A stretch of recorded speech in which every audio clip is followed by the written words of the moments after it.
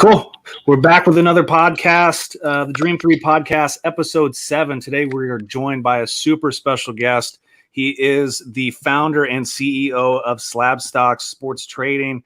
SlabStox, Aaron. Aaron, thank you for joining us today. Guys, thanks for having me. I'm really excited to be here. Pumped to get on. I saw you guys throw up a post and want to join and just talk about some sports cards and stuff. Absolutely. We appreciate you coming on. We appreciate your time. We know it's very valuable, but we're really trying to get, people aware of the card market. We're big sports card people. We're big sports people, and spreading the word of the hobby. We thought that you are probably one of the best people that can do that. So if you could kind of give our newer listeners, our newer people, kind of what SlabStox is, how did you or why did you found it, and kind of what you do? Sure. So my name's Aaron. 3 years ago now, I founded SlabStox and had the goal in mind that I wanted to create something for people to use that could track the values of sports cards. Now, I had no idea how I was going to do it. I was a sophomore in college, had no money, had not much going for me other than being in school, I guess, at least in terms of like building a business, and just kind of put the pedal to the metal and started to post to social media because I knew before releasing any sort of product, which would take time for myself with my age and financial situation, I knew I had to get the word out there on sports cards, have people start to think about sports cards as investments. Back in 2018 time, there was not many people, at least in the later 2018, that started to really like post on sports cards as if they're investments, and kind of took the bull by its horns to start and just started posting away on different graphs, different numerical, financial, analysis stuff with sports cards, and it really took on. And as the market grew, we grew with it, and we got better along the way. And I had my closest friend from growing up, Nate, join me, and now we've built it pretty big up to this point. And it's every day we set out just to make sports cards more accessible to others, and to help hopefully show people different things in sports cards, teach them different tips, whatever it might be. Just really just connect and bring a community together is what I like to say. That's the best thing we do, I think, is just to bring people together who like to talk about like-minded stuff. Absolutely. Absolutely. And I think we're all in the same. I think that's kind of what the hobby is truly. When you dig down deep to the core, that's what it's about. But first question I have, because everybody has one, what is your PC? What do you enjoy collecting? Sure. It's switched over the years. Nothing has stayed constant with me in collecting. It's it's hard when it's such a big space. There's so many cards out there to stay focused on one thing for forever. I mean, going back in the day, I've switched between a ton of things. I used to collect football a lot. I used to collect baseball, blue and chrome autos a lot. I used to get into some basketball then, some hockey, like just many, many different things. But over the years, stuff that's really stuck with me has been a ton of Brewers cards. So, I've collected Brewers cards now since I was young, but really got into it hard as a junior in school. When Yelich came to the Brewers and Lorenzo Cain, I started to collect their first Topps Heritage cards, and I built out the complete master set of Christian Yelich 2018 Topps Heritage variations in about 3 months, everything from the superfractor to the base, the throwback variation, and got all PSA graded. It's really cool. That's probably my favorite collection piece I have that I'll definitely never sell. But now, more recently, I've been collecting a ton of Mason Mount, my favorite soccer player. I've grown to like soccer a lot through sports cards. I started watching a lot of soccer games and started picking up some Mount cards, started watching play and watched Chelsea play, and fell in love very quickly. And now here I am with a ton of Mason Mount cards. But yeah, I got some Giannis cards, got some Bucks cards, got some Hank Aaron stuff, Jonathan Taylor stuff from Badgers. I got some one-of-ones of him and some Color Blast stuff. Colts fans in the room. Yeah. Big game 5 big game 4 coming up here in a little bit. So really excited about that. Cool. So Neil, you want to jump in, kind of ask some questions about the national? As you know, me and Neil are going to join. This will be our first national event that we get to go to. Being from Indianapolis, and Neil's formerly from Indianapolis, now in Ohio, we're going to make the trek up to Chicago and check it out. Man, congrats! That's going to be awesome. I remember my first one. That's just such a blast. Yeah, we were.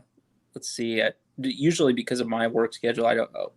We start sports right at the first day of August. I work in sports medicine, so cool. For us, this is a time that we actually get to go. So, and it's going to probably be the biggest one there's probably ever been. So yeah, I definitely. It might be a little overwhelming, but I'm going to enjoy the ride as much as I can. But enough about me. For you, we've seen some posts on SlabStox about your charity event. Can you tell us a little more about that, and what your plan is for that charity event and everything that goes on in it? Yeah, sure. So, a couple months ago, we kind of put together an idea that we could host a charity night at the National. We know some people have done some charitable things through sports cards in the past, but nothing to the level of like getting a bunch of people in one room and also live stream to as many people that want to watch and partake in on the internet. We thought it'd be really cool to bring, the last 3 years of the sports car market have been so incredible for so many people. We wanted to find a way to like allow all those people to join in an event that can give back to a specific place, and for us, it's Camp Kesem. It's a charity that's across the nation, but I was involved here in Wisconsin at UW-Madison, where I graduated from. And it's an organization that hosts summer camps throughout the summer for kids whose parents have or had cancer, and all the kids get sent for free. So there's no financial burden going on the families. And it's something I was involved in college and was passionate about, and, always want to try to find as many ways to make kids as happy as possible. And through cards is amazing. During one of our break streams, it's actually my very first break stream ever. It was end of December 2020. And I hit a couple Zion cards for a guy, and he's like, "Oh, you hit me one more and I'll donate $20 to a charity of your choice." And at that moment, I hit the Zion card, another one, like a fourth one, and he donates $20 to Camp Kesem. I say why and everything like you just said. And he donates $20. And next thing you know, within like 5 minutes, we raised like $350 in like 10 minutes of a live stream that I've been doing for my first time. And I was super overwhelmed and stuff. And it's just so cool. Like I never expected anything like that to happen. There's probably, 10 to 12 people that donate money. And after that stream, I remember my dad was like, "Hey, like, if this, if this is something you want to do, we should do it at the National too." So we just kind of, from that point, have been planning it ever since, and went public with the idea on July 1st, which is now 2 weeks ago to today. And within 14 days have fundraised. Well, we've raised over $100,000 in sports card donations, either slabs or sealed product. And at the time when I announced it public on July 1st, we had like around $10,000, donated. And I never thought I could get this big, but 2 weeks later, we're now full-time event planners and trying to make this thing as big as possible so everyone can enjoy it, give back to people in the sports card community, give back to Camp Kesem and the kids, of course. The goal is to raise $100,000 between all these product donations. I think we can do it. It's going to be really exciting. It's going to be, I think, it's probably going to be, my biggest accomplishment, not in terms of like trying to take credit for stuff that everyone is contributing to, because honestly, it's all the sponsors that are able to make this happen. I don't have that much money worth of sports cards at all, or sealed product or anything. Like I can never make that happen. We just were able to provide the platform to have everyone help us out to do it. But in terms of like actually accomplishing something in sports cards, by far, this will be my favorite thing I've ever done. It already is, and we haven't even gotten to the event yet. So I'm really grateful everyone was able to help out. In terms of like how we're going to sell $100,000 worth of stuff in the next 2 weeks. So we are, because so much came in, we are going to host a charity night pre-show on July 20th. Nate's going to come down to Milwaukee, and we're going to go live on YouTube for, 3.5 hours or so. And we've already got 6 or 7 breaks sold out. There's like 4 or 5 left to sell out on our shop, SlabStox.com/shop. So we'll do a pre-show with some breaks then. At that time, we're going to list the biggest stuff. Like we have like this tier system where I'll announce more of these details in depth through our pages. Actually, I haven't even done it yet, but people can buy into different like kind of tiers where they can get guaranteed prizes and stuff. And top prizes are really big per tier, where you can get 5-10 times your money you're putting in. So it'll be really fun. I'm really excited. There's going to be free giveaways for people in person. There's going to be other live breaks happening at the event, some live auctions happening. It's going to be really awesome, and I'm just really excited about it. Yeah, no, it's an amazing thing that you're doing. It's for a great cause, and I think that's a point that I want to bring up is just the testament to what the hobby does. You guys at SlabStox, Ryan Card Collector too, these other places, whether that's Grand Slam, they're always trying to donate, they're always trying to give back, and as a hobby, it looks good for us. But more so, it's just it shows that the humility and the humbleness to give back and just be a voice more so than just talking about sports cards and trying to give back and just be good for other people and and donating. So no that's doubt. awesome. Thank you. And I think the coolest thing is like this shows that, you know, like it's one thing, like it's cool, you know, we do some giveaways through our breaks where we give, you know, people in the stream packs and stuff, which is fun, but like this is going to touch hundreds of people that might not even know what sports cards are, you know, and like that's the coolest thing is that like this can directly make an impact on people that have never heard of a Topps Chrome update card or, you know, a Kevin Durant rookie card, any of that stuff. And it's just cool how far sports cards can go and how big of a change they can make in people's lives and affect others. It's really cool. Yep, for sure. For sure. So switching gears a little bit more about kind of the national, that's the big thing coming up.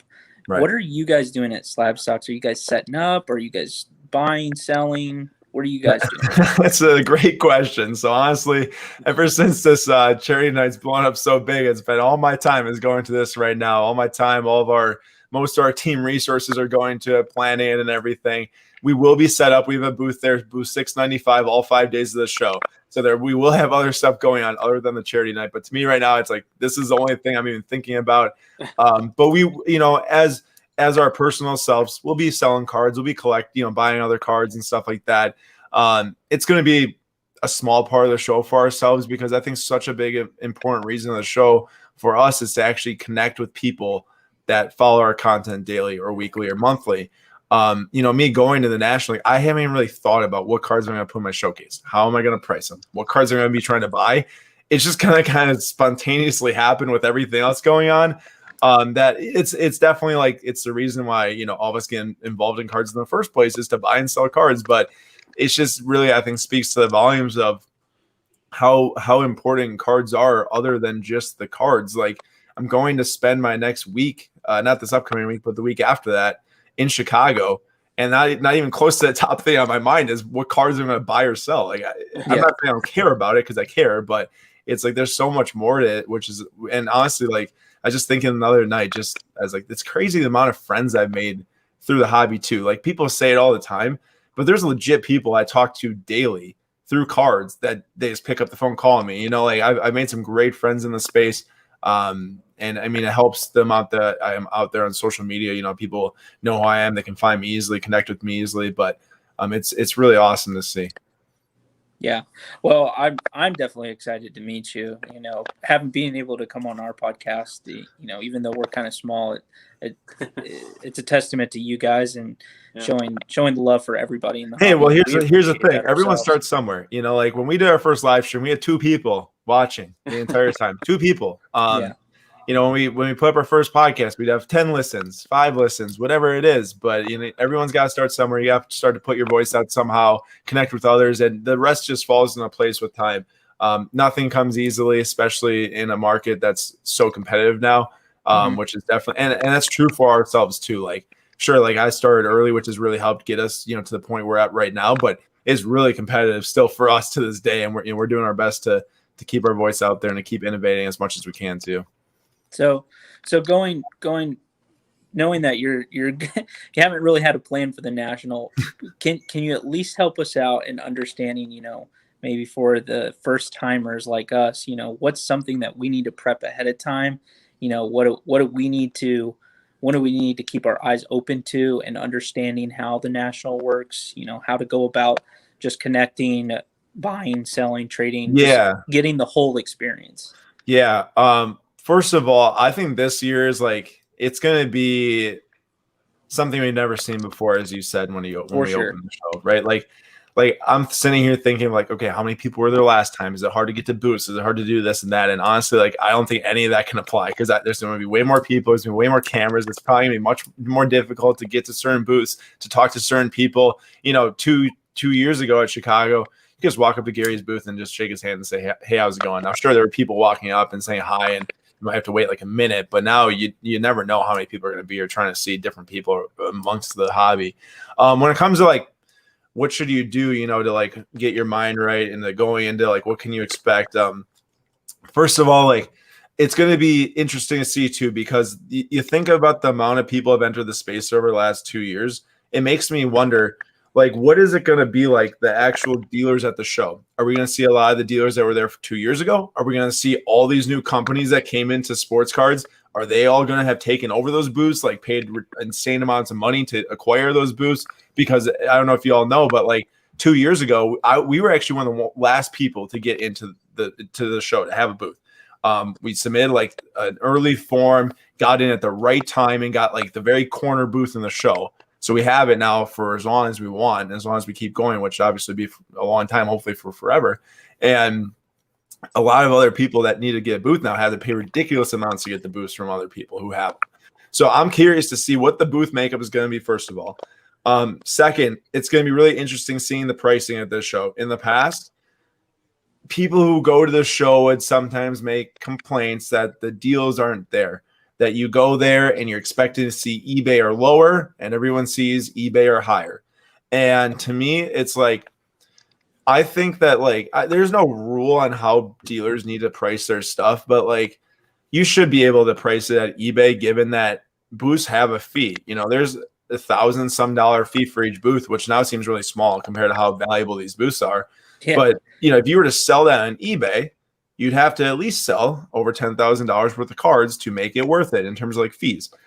And then on top of that, you have all the gas or the flights or the travel or the food, whatever it is, if you're a full-blown company going there to sell. Now, our case is a little bit different, but still something to consider. I think getting the card in person definitely warrants, you know, sellers to be able to sell at eBay. Now, also on the flip side, the market is so competitive now. There's so many cards that are similar to each other. You know, you think about your base PSA 10s, your 9s, your silver 10s, your silver 9s, that you're going to have to be priced competitively if you want to sell them there. Like, oh yeah, there should be screaming deals this show, in my opinion. Like, people going to the show, you have 5 days to connect with people, to sell as much as you can, and you're not going to sit there and not sell stuff. Now, if you do that, you probably don't care if you're selling or if you're not anyways. There's going to be people you're going to go up to. They either don't have their cards priced, that don't know how much they want for their cards, and they're just going to be, frankly, like outrageously priced on stuff that we all know is worth less. And those are the boosts that's going to be hard to deal with. I would say never be afraid to ask someone, like, one, the price. If they don't have prices, actually most of the time I just walk past those booths, you know, unless it's a card I really want. You know, I won't even stand there and wait more than like 10 seconds to get an answer from someone, which is also a note. If someone's going to set up that's watching this, please price all your cards. Otherwise you'll lose buyers, no doubt.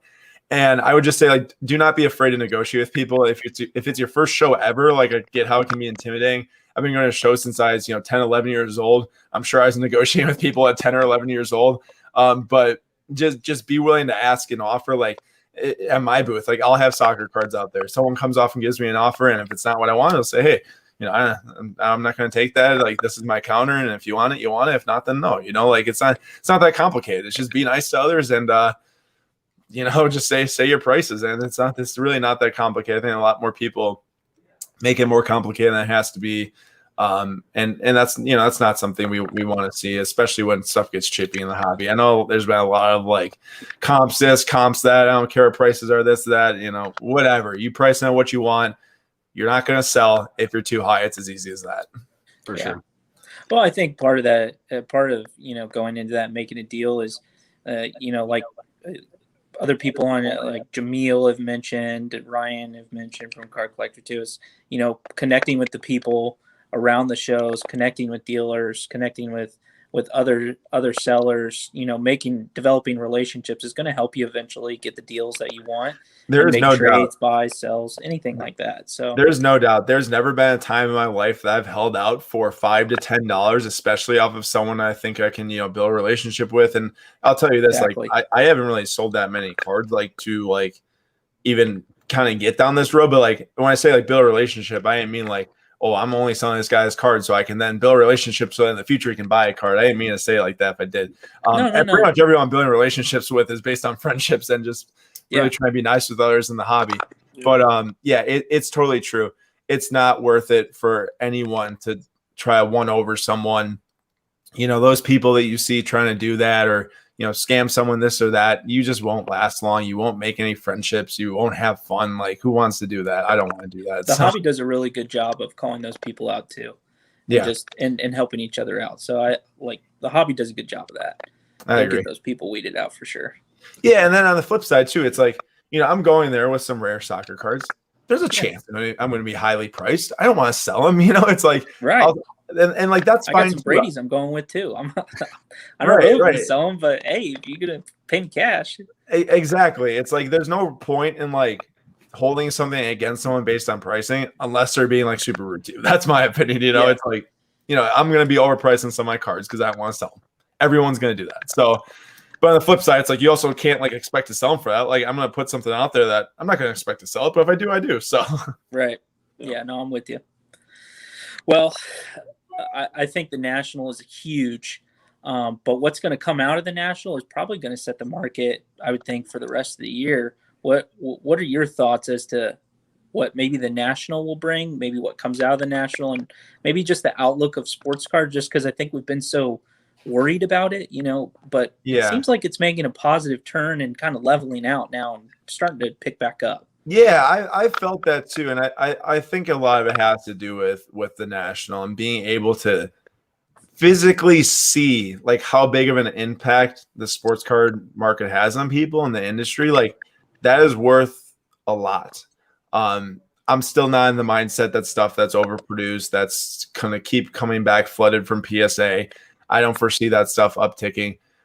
That's not to say that certain cards that are base cards like are bad or anything. Like there's definitely base cards that, in my opinion, this is another topic, but like that are very low produced, very low population that can do very well. Now when I talk about like 2019 Prism Tyler Hero stuff that was sitting at PSA for forever, that's now getting flooded. That's another Thank story. God I didn't send any in. But yeah, I mean, some of that stuff isn't even selling for the cost of grading now, which is crazy. Yeah. And to me, it's like the market's is gonna be fine. Like everyone out there is, sports cards are dead, this and that. I'm like, that's just not true. If you look at the market from now versus a year ago, 2 years ago, there's so many more people involved in sports cards. Now they might not be spending as much as they were last year, but we're talking about like extreme circumstances, free money, no one's doing anything, everyone's buying stuff on the internet. Like that's circumstances we've never seen before. Yeah. So to say the sports card market's dead is completely false. It's still higher than what it was last year. Like it's still up. Like no doubt. To the course of 2 years, it's still up. No doubt. Just going through a dip. Yeah, and everything finds its floor too. Yeah. It just depends on where it is. Like if you have something that's going to have thousands be sold by people who don't want the card because it's just coming back from PSA, that floor is going to be awfully low.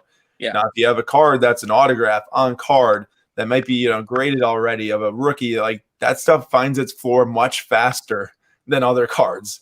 So it really is card dependent. Too many people try to make like entire market judgments when in reality, everything has its own little subsector.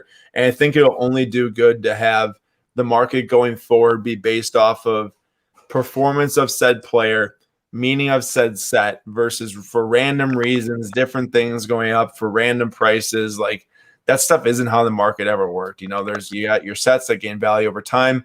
You got your cards that gain value over time. And then everything else from there is you got to make a smart investment on a player. And that's really what brings in the sports aspects. Like you literally didn't have to know anything about sports other than the top players. You didn't really have to know much about cards other than like PSA and like a Prism card. And you could have made money in the last like 2 years. But everything gets a little bit more difficult when the market gets cool. And I think a lot of it just has to do with making the smart plays, and nothing is easy. I mean, I've lost money on plenty of cards in my life. Like so many cards I can't even say. I've also done well on other cards that have done very well. So honestly, like it's honestly, I think it's good that stuff's going down in value, that people are realizing it's not all sunshines and flowers and rainbows, whatever you want to say, because that's not what it ever was. And there's about a 1 to 2 year period where stuff just went up for forever, and then it didn't happen, and now people are freaking out. But honestly, like anything that's desirable is going to constantly be desirable if there's not an infinity supply, which nothing is infinity supply also, which when I do say stuff will find a floor, it will find a floor. Like Tyler Hero Prism based PSA 10s might find like a $25 floor, who knows? And then from there, if he starts to build his career and build his legacy, that $25 card can go up to $40 and stuff. Like we just saw with Cam Reddish, it can happen. It's got to get to that floor first before it happens. Right. I think Aaron just described like my intro to cards perfectly. These two, Aaron, got me into it. Yeah. Like 2.5 years ago when it all was sunshine and rainbows, and the first box that I ever bought, I pulled the Luka Silver Auto, a Luka base, Prism and, Silver, Prism Trae Silver Young Auto. Silver. Man, you probably thought that sports cards were going to be great for forever, and nothing would ever go down in price. And then it was all sunshine and rainbows, and now I'm on that dip of like, oh, so it's a little more difficult than it seems. Okay. Yes. Yeah, it's kind of like missing on 20 bets in a row for you, Dylan. You can't win all the time. Don't do that. Cool. I do have a question for Aaron that's kind of just selfishly related to me. Yeah. Reggie Bush cards. I only collect USD. Oh yeah. If he gets the Heisman back, is there a bump? There might be if there's enough USC Reggie Bush fans. I don't know why anyone else will buy them. That's it. That's all for me. I'm buying Reggie Bush game used money envelopes where he gets his money from. That's kind of yeah. Cool. Well, Aaron, I appreciate your time, hanging out with us. If you would, please tell everybody where they can find you on social, your website.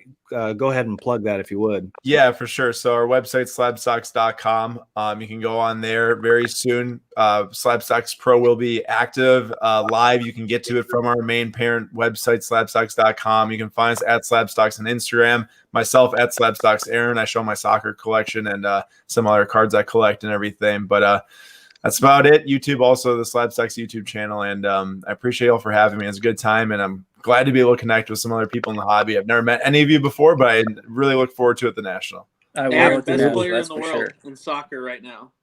Best player in the world in soccer right now? Yeah. Oh, it's still Messi. It's still Messi. Okay. All right. Yeah, and he is signed for 5 more years at Barcelona. I think he's like 34 right now, but he just blew the top off of Copa America, and I imagine more will be on the way this upcoming fall. Do we know how much he signed for? It was about half of what his previous contract was. So okay. I think his last contract was like 500 million over like it's like 570, I think. Yeah, so it's probably around like 250, 260 or something. Yeah. Cool. It's more money than I got. Aaron, we appreciate your time. We'll see you in a couple weeks up at the National. Hey, appreciate it, guys. See you there. Go Bucks. Go Bucks. Yes, sir. Well, that was a good conversation. Yeah.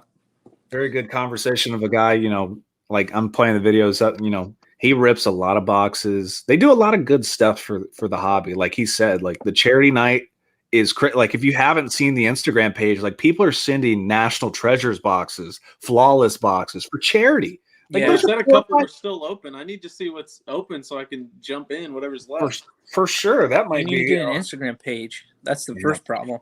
Yeah. He got you there. Man, I lurk with the username that's like JFG. Hey, how about the shade on the Tyler Hero PSA 10s? I was selling those for $350 a piece. There's no better example. Hero is fucking everywhere. It's true. I don't even know what I did. I think I donated those to Ryan when he was giving those out to kids. I was like, these aren't worth anything anymore. Might as well give them to the kids so they can watch them. I sold it right the end of the peak. Like the one I bought, Caleb sold for the pink exactly what I got it for, and then I made probably $20 on the 3 or 4 raw that I had. Like because you had the raw ones, and then you had a pink ice. Yeah. Yeah, and I didn't lose. I lost nothing on those, so I got out. Yeah, I mean, that was before that huge retail craze. Like I was ripping boxes. Well, that's what, like, before all the retail craze, before this hobby exploded, you could buy a whole tray of Prism sitting at Walmart and then just rip it all. I mean, that's what we do. And then I sat on it, and then all of a sudden I had 12 Tyler Hero cards that I could sell for $100 a piece. I still have a closet full of all the, non-Zion jaw, So you wait for like the Cam Reddishes to do good, and then you start selling them, or the Bull craze or something like that. So I think I got some Jordan Poole still, maybe. Oh, maybe Ryan does. I don't know. He got all my stuff. So nobody watched the baseball game last night. I did. Did you? Yeah. How was it? Because I was listening. Bet on the baseball game. Did I bet on the baseball game? I did. Yeah. AL and under, baby. Did you? What was the under at? It was 10.5, and I stayed away. And then it got to 11. I'm like, they hadn't hit 11 in like 14 fucking years, but once. And everybody was just all over it. Also bet no run first inning. That's fucking dicey in an all-star game, folks. That's dicey.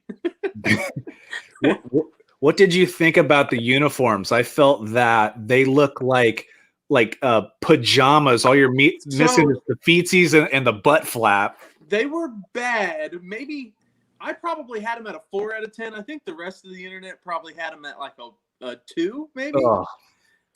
They need to just go to your home jerseys, away jerseys, and you do an all-star cap. Yeah. Period. Like, I like that a little Angel better. jersey, Oriole jersey, both white, gray. Like, do lights, darks, or colors and lights, and do an all-star like hat. I like the way the NBA did that, and then they changed it. Yeah.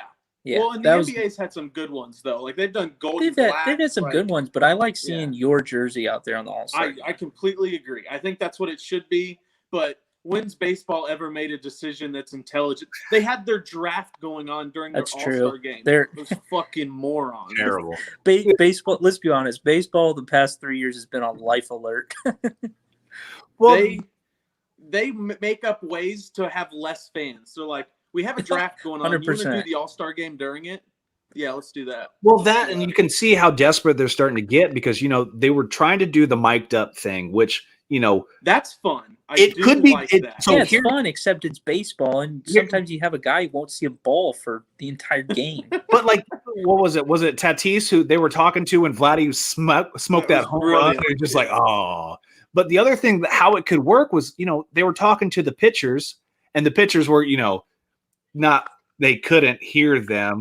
But then you got a couple GD blasts on live TV where you missed the closer. So if they're doing that during an All-Star game, why can't, you know, MLB kind of make something, you know, kind of how NASCAR does, you know, you have the radio stuff. I would love to hear some mic'd up, some NFL mic'd up. You could get there. I mean, with baseball, you could do, like, imagine the conversations that are going on in some of those baseball dugouts. For sure. I mean, if baseball doesn't make a change in 10 years, there is a problem. I mean, they will lose. Right now, their average is like 40 and up, and that's not, you know, exaggerating. No. Last year, it was like 54. Yeah. I mean, I'm their average age of viewer. You have to do something, and I think they will.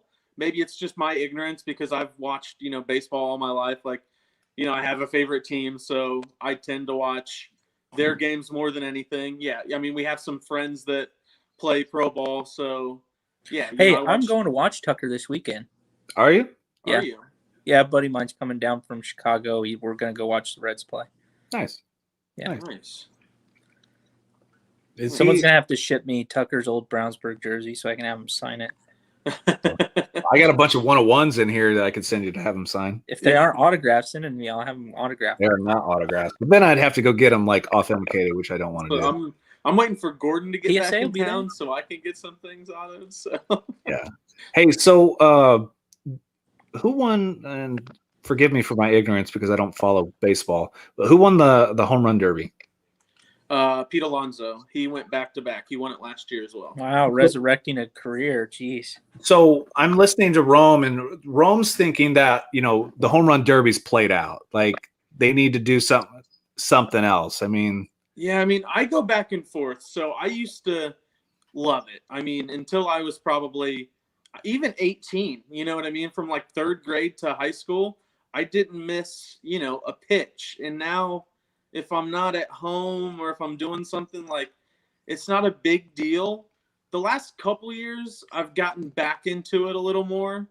You know what I mean? Because right now baseball has they almost have the slam dunk problem, like the slam dunk they got Ohtani to do it, but you know what I mean? Like, you need all your big hitters. Nice. If you're baseball, you need all your big hitters in a home run derby. Yeah, I think you need to tweak it to make it smaller and shorter because it does affect guys for the rest of the season sometimes. I mean, there are players that come into the All-Star game that are torching, that do the derby and then don't find their stroke for 2 months because they're not used to swinging 100% at 100 pitches in a day. Yeah.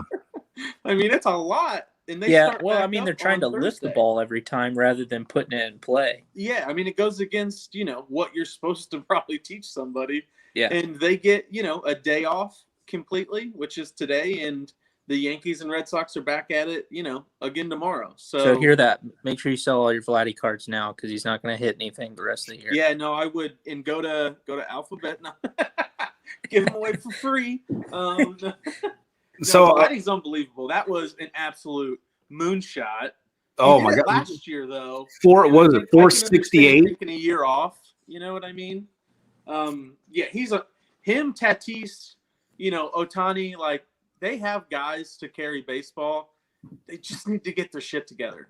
Baseball needs to market them. Baseball needs to get it together. The players need to market Vladdy. Yeah. They need to market Tatis. Yeah. I mean, it's got to be MLB and I don't know how you do it. I'm not a fucking pro on, marketing and growing a league. They wanted to do it with Mike Trout, but Mike didn't want the publicity. So here goes into that Mike Trout thing. Like, so I'll circle back and get into, the stupid stuff that Stephen A said about Ohtani. Ohtani couldn't be a superstar or carry the league because he has to have an interpreter. Yeah. Well, if you look at half the league, Vladimir needs an interpreter.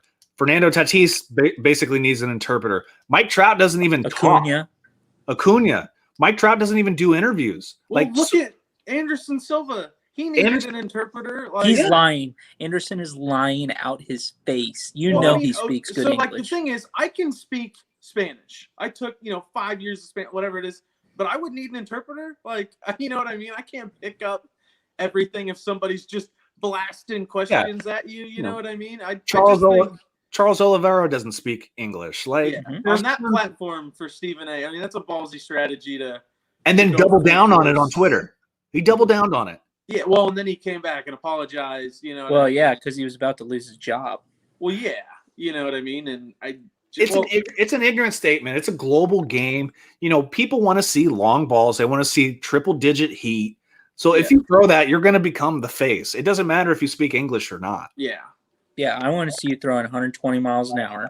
I want the exit velocity to be 200 plus, like Bryson DeChambeau.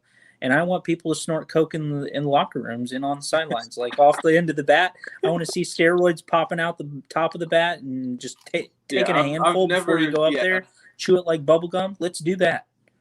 Make baseball entertaining.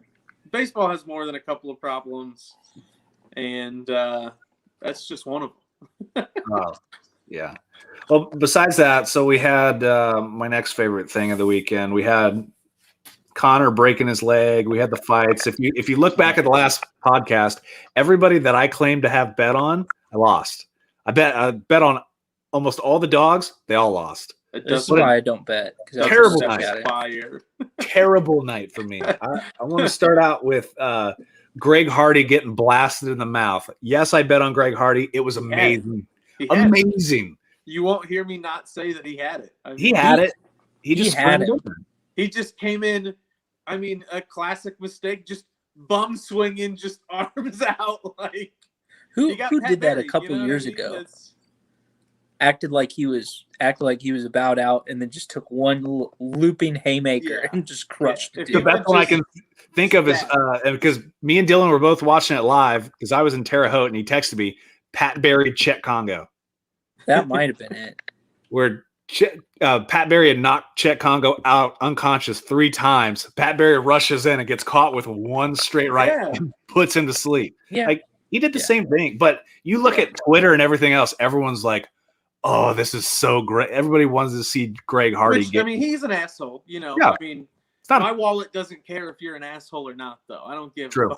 Very true. I just want the wallet to get bigger. I'd sell my soul for a parlay. I'll be honest with you. I don't really give a shit. And then the multiple shoeies was pretty gross. That's a bit much for me. The dude dumping the hot sauce into the shoe. It's not okay. You know what I mean? I did enjoy that. You never know what kind of fungus those people have. Oh, yeah. What do you? It's gross. Do that. I did enjoy the dude who took the fight on 11 days notice and got punched in the face 300 times against O'Malley and just kept coming forward. So I had no idea how short that notice was, like until the second round. I mean, I had no idea. He was working 80 hours a week at a paint factory and got a call. Jeez. And he did not move his head once. He did not block a punch, but it was like Rocky 1. Just He's used to getting hit with paint cans in the face, so he fucking was just taking it, dude. I'm pretty sure, what was it, Moutinho? That was his name? I'm pretty sure Moutinho's face might have taken less damage than Sean O'Malley's fists because his fist got beat up, punched that many times. So what does that say? Does that say that O'Malley can't put a guy away who's off the street? Or does it say that guy can take, a hell of amount of punishment and he can take a punch? I think it could be a little bit of both. I also feel a lot of pain for the people that took the juice on the O'Malley to win by decision and were robbed 30 seconds away. I bet it was a plus 1,000. Oh, it was plus 5,000. Oh, see, that's not good. Yeah, now you're an idiot if you bet that, and you deserve to lose. Herb Dean had money on it. That's why. Yeah, Herb. It was Herb. Herb had the money. Well, and normally Herb lets people die, so he had money on it. There's 28 seconds left, man. What's another 50 punches gonna do? Like he's already got CTE 6-7 times. It's probably a lot. Well, hey, DC saw him in the hallway eating ice cream, and it's just like that's a tough. He shouldn't have been eating the ice cream. He should have been fucking bathing in it, just stuck his face in the ice cream. He didn't need to be eating. He just needed to bury his head in it. Tell me this. Why isn't Sean O'Malley getting more love in MMA? I mean, well, he's very new. His broken leg. He's been around for a few years, though. Loss or whatever didn't help. That's because he rolled it. He basically broke his ankle. Well, yeah, but had he come off another win, I mean, yeah, he would be even bigger. But I mean, he's got one loss. I don't know. He seems still like a little he's fresh. Yeah, he seems like he's underrated. He is. He's the next superstar.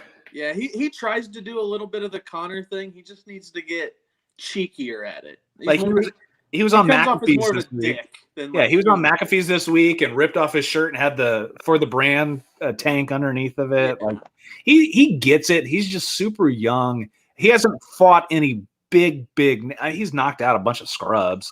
Yeah, but he just needs to get a little. Someone bit needs to give him something. Then make it worth it. Yeah, but you don't want to run him up too fast. You want to be like Ryan Garcia in boxing. Like, yeah, let him fight a bunch of paint cans, but then like you don't want to have him fight Tank Davis or somebody great like too early. Does he bounce around at all right now? Who is his champ? Who? O'Malley. Who would be O'Malley's champ? Does he fluctuate? What's he at? Is he at lightweight or featherweight? I believe it's lightweight. Well, that's what I'm wondering. He's got the body type, kind of a gangly guy that he could probably move to a couple. So I didn't know if he prefers, like, on the record, one or the other, or is he just going to take fights? I think he's 135 and 145. He's bantam. He used to be at Fly. Okay, so he could do 125 to 145. He could. Yeah, he could. Okay. Dana's got to give him some fights. I think it's time. It's time for him to start seeing some people. I tell you what, give me O'Malley and Aldo. Fucking give me that. Yes, I would love to see it. Good striking matchup. I mean, you look at the guys that Aldo's a little over the hill, but give him a veteran that'll test him, and then give him, a top 5. Put Dominic Cruz back in the ring. I wouldn't be against that, but I think he'd probably kill Dominic Cruz. Well, he called out Dominic. He called out Cody Garbrandt. Like that would be. See, Cody doesn't do it for me. No. I mean, it's a good name. It's a good name, but Cody's lost what, like 3 of his last 5? Yeah. Well, fuck. Well, give me good. Connor Sean wins, puts him out of the UFC. Or TJ Dillashaw. Ooh, give me TJ Dillashaw. I like that. Especially coming off the suspension. He's been out for 2 years. Well, doesn't he already have a fight coming back? He's got a fight coming up, but yeah, you never know. I mean, that's always a good. But get that guy in. I look at Sean's record, and just looking at he knocked out Eddie Wineland, Thomas Almeida, and he lost to Marlon Vera. I mean, he's only had not including the Contender Series fights, which he had 2. 1, 2, 3, 4, 5. That was only his 6th UFC fight. Yeah. So he's still relatively new, with not a very big record going into it. I mean, before he got on the Contender Series, he was 7, like 12-1. I bet he's a fight away from a title. He's 14-1 right now. 14-1, maybe. Oh, in the next. Oh, he's in the title picture by probably middle of next year. 2 or 3 fights, guaranteed. If he keeps I winning. bet if he has a fight before the end of the year, How much of a ground game does he have? He's a brown belt in jiu-jitsu. Yeah. But I don't think he wants to. He's so long and lanky, and he's so good with his feet that he can keep you away. His footwork is great. Yeah. You just don't want to get in a match with a guy who's a really good wrestler and you don't have good takedown defense. And then you're playing off your back. He's been babied a little bit because Dana knows that he puts fans in the stands and he needs to find matchups for him not to be taken down and laid on. I mean, let's get real. Yeah. You go through the Khabib Conor thing. Yeah. You get taken down. And Dana's pretty smart at holding out for that last moment until you have to put the wrestler against a striker. It's like, I will give him fights that he can tee off on people, and then when it gets to the top guys, then you can't really, pick and choose strikers and wrestlers. Yeah. Once you hit that top, 3, you got to be round. You got to fight. You got to be able to fight whoever by then. Yep. Yeah. So, looking at the Conor fight, the first 45 seconds, it was playing well for Conor, coming out, throwing those kicks, kind of connecting. After that, it just felt like Dustin just became the bigger guy coming forward. Conor, for some reason, tries to jump guillotine. Well, here's my theory. Okay. He threw all those kicks, right? I think Conor's lying. I think he did feel a break, and when he on one of the kicks, and when you do that, Conor would never pull guard. We know that. So why would he pull guard and try to pull a guillotine on someone who's a good wrestler, has a great ground game, when he's not good at that stuff? Well, 2 reasons. One, Kavanaugh broke that down today or yesterday, and then John Wayne Parr, who's a world champion Muay Thai fighter, former MMA. Yeah, his name's John Wayne Parr. So you can see there is the kick, and Dustin blocks it with his forearm, and you can see Conor's shin flex and bend over. And then he brings it back and throws the front kick. When he throws the front kick, it hits the bottom of the elbow. After the front kick, he brings it back, and that's when he steps to throw that punch, and it rolls underneath. Kavanaugh also said that that ankle was bothering him for 2 weeks during camp. So yeah, but that stuff isn't from a sports medicine side. The stuff like that is a freak of nature accident, unless they're dealing with microfractures. That's what I'm thinking. But if it was a microfracture, if he had microfractures, it's the first or second kick because he was throwing them hard. Yeah. If it's the first or second kick, it would have been gone. So, and I really doubt if it was getting that bad that he would take that fight. He would have pulled out. Yeah. Wish I would have had Dustin in the first. Damn sure. Yeah. I don't think, if it would have went to the second round, without the ankle break. I mean, Conor has shown time and time again, once he's gotten the $1 billion in the bank, that the cardio is just not there. It's just the one article I read was, when you have a lot of yes men around you, how much better are you getting? You know what I mean? Nobody's going to call you out on something to change it. I mean, you've got hundreds of million in the bank. You're going to go through the motions. You're going to cash another check. I mean, I don't know if, Conor's true. He just needs to go to that, bare knuckle with Paige Van Zandt and just only throw bombs. And he needs, if he wants to go back to normal, he needs to do the Apollo, the Rocky thing, Rocky 2. He needs to go to living back in the dumpster, eating, no nice clothes, stuff like that. But if all he cares about is making money, then you can see him, which I'm not mad at. Yeah, I mean, get your money for sure. So the money fights for him. Fight Diaz again for number 3, and then he's got to fight the Paul brother. Yeah, which I still think Jake, if he wants it. I mean, the Dustin fight's money. I mean, Dana was quick to offer that, so why not take that? Why not? Yeah, that's true. You'd have a chance at a one punch, get the title. You could retire with the title. I mean, and then the one thing that kind of rubbed me the wrong way the whole week, listening to the media and listening to everybody else, was you have the cameras and you have the audio of Conor, running his mouth in the cage, what he said pre-fights, this and that. And then, Dustin saying, it's bad for the sport, and yes and that, yes and no, and this and that. No, it's good for the sport. Exactly. So here's the problem: It's human cockfighting. You can't go below. if you Everybody needs a Michael Vick. If you look at every, let's just say everybody needs a Kevin Durant. Everybody needs a villain. Let's just look at fighting. If the pure martial artists, like, do those fights sell? No. Habib, I hate Habib, watching Habib. I hate watching George Does St. Lyoto Machida versus, I don't know, John Jones? That was fun. Well, that's a John Jones fight. That's different. No. Like, I think Habib and I think George St. Pierre are good examples. Was always a fucking snoozer. Yeah, George St. Pierre is a snooze fest. Okay, because what do? He just sit on top of you and just ride you like a donkey for 5 minutes. You look at the pay-per-view buys. I mean, it did 1.8 million pay-per-view buys this weekend. So it's like, people want to see the conflict. So I think about, like, people love the bad guy. I think of bad guys. Chael Sonnen lost 3 of 5, and 3 of them were title fights in a row in 2 different weight classes. Yeah, like a guy. It's that's a combat sports thing. Ali wasn't the most mild-mannered person in the world. For sure. Was he talking about, wives being in his DMs? No, but he didn't have DMs, or else he would have been, because he talked. Yeah. You know what I mean? Like, that's how you sell fights. Mike Tyson went to prison for rape.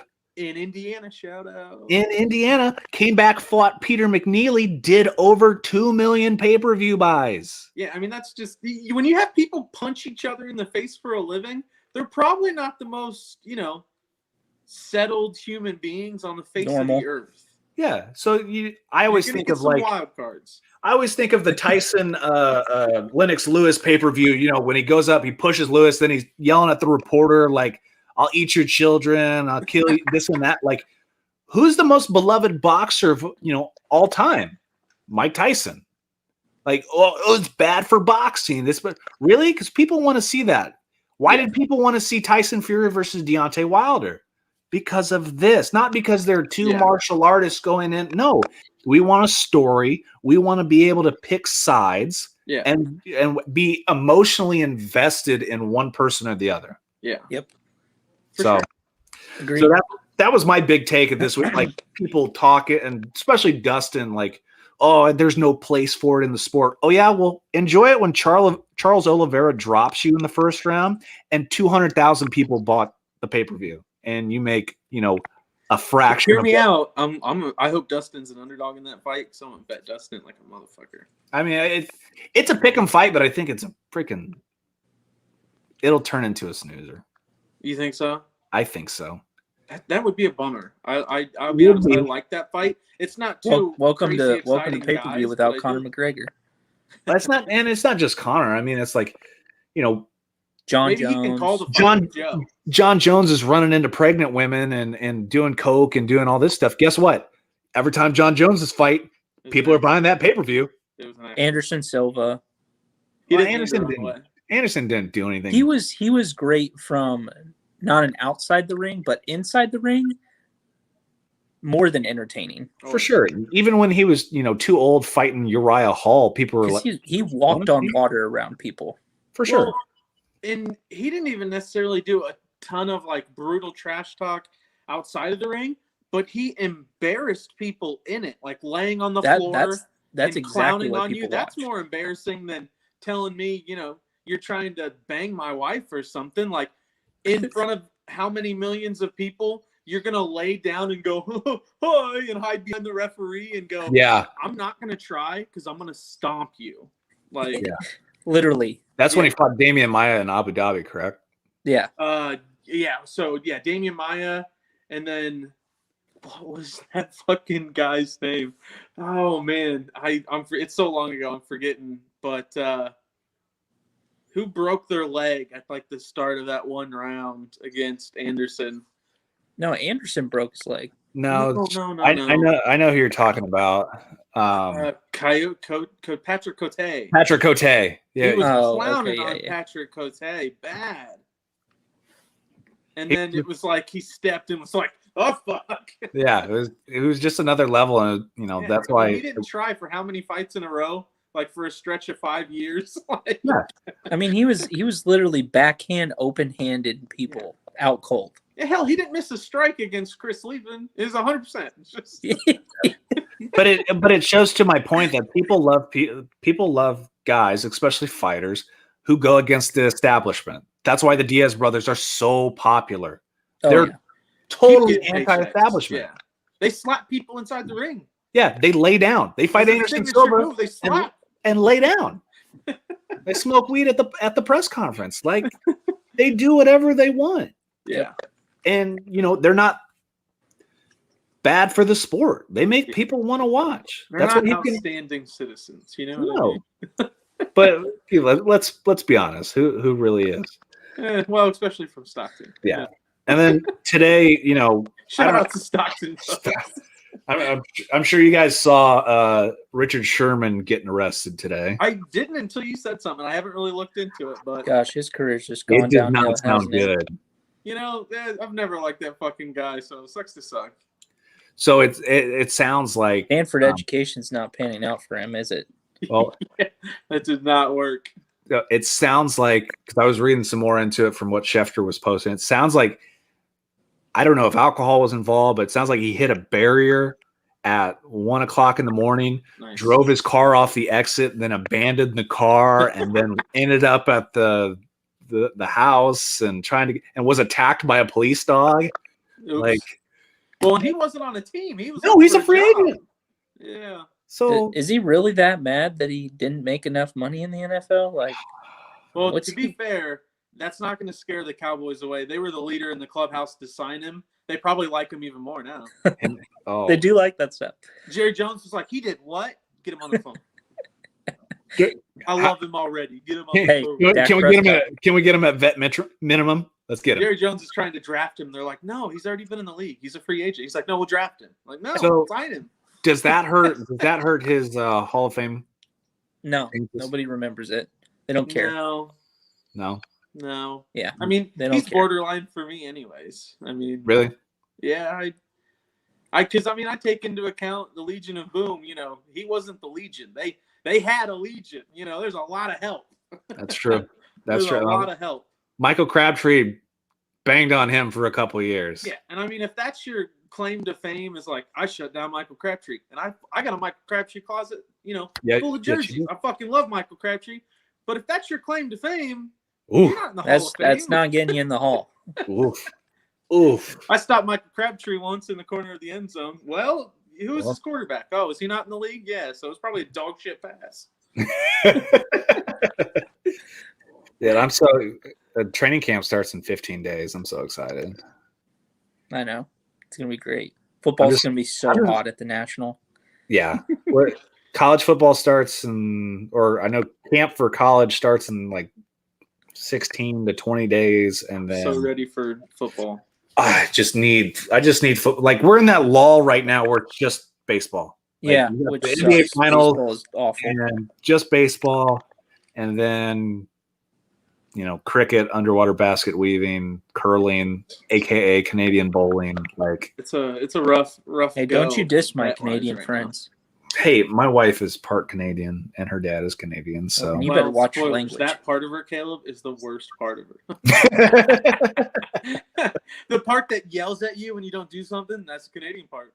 it is that It the is. part that makes me watch regular Big Brother and Canadian Big Whoa. Brother. Whoa. I love how the married guys are There's taking nothing wrong with advice Big from Brother, bro. from the king down there. No, That's no, why he's Big not Brother, married. It's the other stuff. That's why he's not married. He's lucky. Oh, I don't No know. children. No, Is there- no wives. No Canadian wives. Who'd you bet on? You said you had a bet. For I don't know. Didn't you say you made a bet today before I was going. Oh yeah, for sure. Bucks win? Suns. on the Suns? I maxed Suns? it too. Suns 6.5 is what I bought it to, and it was like minus 135. Sign me up. Oh yeah. DeAndre Ayton over 12.5 rebounds was plus money. Booker over 2.5 threes was plus money. And there's a risk-free on FanDuel. It's only up to $10, but I'll take a $10 free bet on a 10-1. Free money's free money. Same game parlay, and bet that Chris Paul goes over 20 points, and yeah, I'll do that. Sure, sign me up. No, I mean, it's not a bad gig. Free money's free money. Did you guys hear about A-Rod trying to buy into Panini? $3 billion. I saw the article and his ugly mug on it. I'm surprised. Yeah, it's very ugly now. I mean, good night, bowling ball. I mean, for real. Yeah, I'm not a big A-Rod guy. Here's the thing. Why isn't PSA and Collector's Universe bought into Panini yet? I mean, they might as well just own the whole market, right? Well, you might as well have Golden buy Panini. Yeah, you should have Golden buy. I mean, well, no, the Golden bought by Collector's Universe. You might as well let Collector's Universe buy everything. Yeah. They already have a monopoly. Might as well just make it all. Yeah, Panini, PSA, and Golden. Come to Collector's Universe where you can have your one-stop shop. You can buy your product. You can have it graded and sell it all in one day. It sounds phenomenal. Yeah, it does. Put it in the vault too. They're doing it right, and they wouldn't get any flack for being a monopoly either because there's so many fucking options out there. Oh, I know. They'd be good to go. No, I got your package today. Thank you. Oh, you did? Yep. Yeah, I was looking at comps. I think he got a good chance to make like $50-$60 on that stuff. So I know I texted you guys, but I got that Tyson Fury autograph. So it's the only one that I've found that is graded. I do love you some. Have you looked at the pop reports on PSA?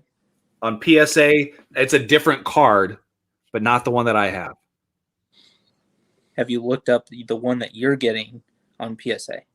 No. Okay. I'm just interested to see what the pop report is on it. Yeah. That'll look good. I mean, I love me some. I enjoy me some Tyson Fury too. I think he's going to smash Deontay. And then, so here's the thing: that card's selling, and I didn't buy it for what it's selling for, but it's selling raw for $1,800. This is a BGS 9 with a 10 grade, or BGS 9.5 with 110, 2 9.5s, and a 9. Wait. So the raw sold for $1,800, and what's this one? Did you buy this one? Yeah, I bought it. 9.510. Yeah. How much you pay for it? Not even close to $1,700. Like 3 numbers, not 4. Wait, what? Who was selling it? Yeah, who's selling this? I found it on my slabs. Oh shit! That's what I do. That's what I do at night before I go to bed. Like I'm scrolling through my slabs. Somebody got caught slipping. Jeez. Because someone's gonna have to cut you off past like 11. So because I love my slabs, and I'm gonna keep reaching out to those guys and keep pumping them. You should buy your cards off my slabs 100% of the time. Don't buy stuff off eBay because you get hit. I fucked the last what? Well, 2 months if you ago, heard of Ship My Cards. I mean, there's plenty of places, but I love me some my slabs.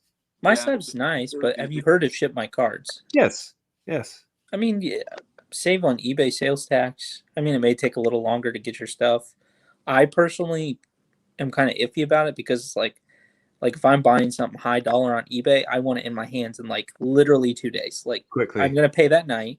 You're gonna ship me the card the next day. I just better overnight it so it gets in my hands. So I just have too many issues with guys who, like, I had a guy today, a 99-cent auction, an Antonio Gibson Laser Prism 99-cent card. Message: hey man, I don't get paid till Friday, and I don't have the money for this right now. I replied, it's a 99-cent card. You don't need to buy it if you have to get paid for $1. Then say don't buy. just please do not pay for my stuff. The only good thing about eBay now is it's like 4 days, and then they just cancel it if people haven't paid. The good thing with my slabs, if you don't pay for 24 or was it 48 hours, 24 hours, they basically lock up your account. Yeah. They're trying to keep people honest and trustworthy, which I appreciate. My Slabs does a really good job of that, and I've bought some great stuff off there. Oh. So, no, I love my Slabs. I'm excited for that. So, Neil, what's your thought? Do I sell that before the Wilder fight, or do I hang on to it, wait for the Joshua fight? Well, didn't he? Wasn't it last week we talked. He got COVID, right? He's got the COVID, and everybody else in the camp had COVID. Fight's going to be in October. Sell it at weigh-ins. Here's what I say. From what I've seen from an athletic standpoint, if he has symptoms, I don't like him coming back in October and being relatively as good as he was. I don't think he'll have the conditioning. I still think he outboxes Deontay Wilder. Deontay Wilder's pretty trash. Here's the thing. You can always sell before the fight and then make the money. And then rebuy afterwards. Or, I mean, if you really want to be the gambler, probably like what Dylan would do, you sell when someone wins or loses. Yeah, but here's the problem. I don't want to wait another year and a half for another fight. So I'll probably sell it before the Wilder fight. Yeah, that's what I'm saying. You sell it before the fight. With that good of a deal. No one ever lost money taking a profit. Facts. Take your money. All right, well, let's wrap it up. Let's thank our sponsors real quick. So, Graded Card Solutions, go to gradedship.com. They make all the boxes protecting your slabs, when you ship it. So, because you can't trust the post office, they will break stuff. People will stomp on your packages. Who knows? So, go to gradedship.com. Dream15, get your 15% off. Purchase there. Slab Saver, go to protectyourslabs.com. Show us what you got. So I got my Slab Saver. This is my. Do you have anything in it? Oh yeah. Open it up. This thing is super protected, which is awesome. Yeah. Ugh. So I got 2 in here. I got my Ali Auto, and I got my prized Ric Flair rookie, which you can't see off the. Beautiful. So I love this one because it also gives you the humidity going on right now. And then I got the big 30 case, which is awesome. It fits in a backpack. It fits in the backpack. It's got the humidifier in it. So it tells you what the humidity inside the case is. So your cards aren't going to get gunked up. You also get, so there's a deal going on. So if you get the package, you get all 3. You get the single or 2 card carrying with the humidifier. You get the normal carry. You get the 30 case, and then you get 150 or 125 mag stickers of your choice. So always remember credit card or protectyourslabs.com. If you use Dream3, you get 10% off. Yes, sir. And we're going to hang out with Jerry and those guys at the Nationals because they're good people. They like what we do. We appreciate them for what they do for us and the hobby, even though kind of like what Aaron said, we're small, but we got to start somewhere. Like, somebody find us a merch sponsor so I can get some fucking hoodies made. Yeah. If anybody does merch and wants to sponsor us, we would love to do that. Hopefully come next year. Maybe next year we'll have our own booth at the National. You guys better be taking all them cards. I want to know how much a booth like that costs. Oh, good spot. 5,000. $5,000. That would be my guess if it was like a premium, like a corner, like a white entrance. I think if you're stuck in the middle, maybe $1,500. Nah, you probably get the corner. You'd probably get the corner in the back of the room. Yeah. That's probably what we'd get if we tried. Y'all take shit with you when you go to Nationals and just be throwing cards on the ground. Just. Well, I'll tell you what, and so we'll do this over the next couple weeks, and we'll pick a date to do this. As I drop my light, what I want to do is I got a PSA submission back, which I was not happy with all the way. Okay, I have Pokemon one. Yeah, so this 2020 Pokemon, this Charizard, somehow it graded a 5. Dude, they totally. So here's what we'll do. If you like our page, if you share our content, if you like the YouTube page and subscribe, we will give away this card for free. You can crack it and sell it for more than it's worth at a 5. Yeah. So we'll do that. This will be our giveaway. I want to see people like, share, subscribe. Somebody's going to win this Charizard and make me wish that I never pulled it, which I can't believe this one got a 5. It looks exactly like the one I got. All the cards. I have another one. I got another one. It's a 10, and this one looks better than the 10. I don't get it.